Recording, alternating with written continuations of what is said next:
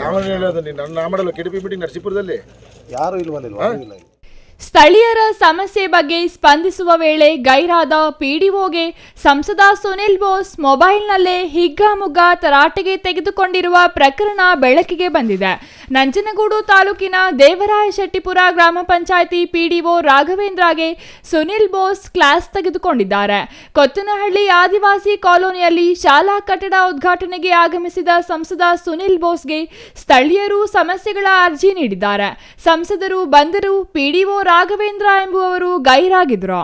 ಇದರಿಂದ ಕೆಂಡಾಮಂಡಲವಾದ ಸುನಿಲ್ ಬೋಸ್ ಮೊಬೈಲ್ನಲ್ಲಿ ಸಂಪರ್ಕಿಸಿ ಗೈರಾದ ಬಗ್ಗೆ ಪ್ರಶ್ನಿಸಿದಾಗ ಕೆಡಿಪಿ ಸಭೆಯಲ್ಲಿ ಇರುವುದಾಗಿ ತಿಳಿಸಿದ್ದಾರೆ.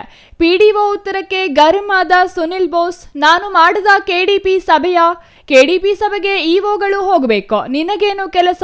ಯಾವ ಪಿಡಿಒ ಕೆಡಿಪಿ ಸಭೆಗೆ ಹೋಗಿದ್ದಾನೆ?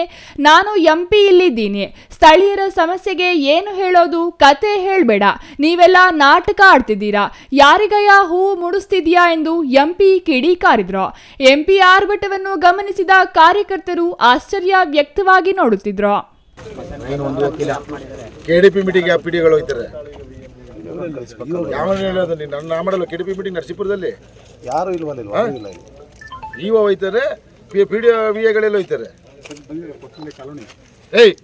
ಕತೆ ಹೇಳ್ಬೇಡಿ, ಒಬ್ಬ ಎಂಪಿ ಬಂದ ಮೇಲೆ ಬರ್ಬೇಕಂತ ಇಲ್ಲಿ ಸ್ಥಳೀಯರಿಗೆ ನಾನು ಯಾರಿಗೆ ಹೇಳಿ ಸಮಸ್ಯೆನ ಕೇಳಿದ್ರೆ ಆಟ ಆಡ್ತಿದ್ರ ಇಲ್ಲಿ? ಒಬ್ರು ಎಂಪಿ ಬಂದವರೇ ಬಂದಲ್ಲಿ ನಿಂತ್ಕೊಂಡು ಜನಗಳಿಗೆ ಸಮಸ್ಯೆ ಹೇಳಿದ ನಾನು ಯಾರಿಗೆ ಹೇಳಿ? ಇಒ ಇವರೆಲ್ಲ ಕೆಡಿಪಿ ಮೀಟಿಂಗ್ ಓಕೆ ಫೈನ್, ನೀವುಗಳಿರ್ಬೇಕಲ್ವಾ?